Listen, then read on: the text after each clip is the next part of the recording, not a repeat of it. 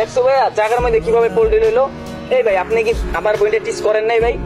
আপন বেশি কথা কওয়া লাগবে না, আমি জানি আমার ভাই কিরকম। আর ভাই এখন কিন্তু আমি বড় হইছি, ঠিক আছে? তুমি রাস্তাঘাটে যেগুলো করতেছো এটা কিন্তু ঠিক না। আমার কিন্তু মাংসের মান সব যাইবো, ঠিক আছে?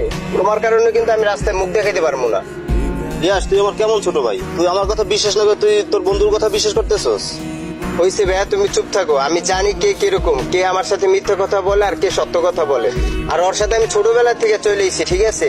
হয় কখনো আমার কাছে মিথ্যা কথা বলে না। আর তোমার চরিত্র ভাই আমি জানি, ঠিক আছে? আর তোমার জন্য আমার জায়গায় জায়গায় মাংসের মান যাইতে আসছে। তুমি একটু ভদ্র হয়ে যাও। তোমার ছোট ভাই কোনো জায়গায় মুখ দেখাইতে পারে না, তুমি কিন্তু এটা বুঝো। তোমার বড় বয়স কম হয় নাই। দোস্ত থাম, এই তো তোর বড় ভাই, এত কিছু আর কইস না। রিয়াজ, তুই যদি তোর বন্ধুর সাথে চলস তাহলে আমি বাসা যাবো না। বুঝলাম না ভাইয়া, তুমি ভুল করছো আবার তুমি মানে অভিমান করতেছো, ব্যাপারটা বুঝতে পারছি না। ওর সাথে আমি ছোটবেলা থেকে চলে এসেছি আর তুমি বলো ওর সাথে চলতে না।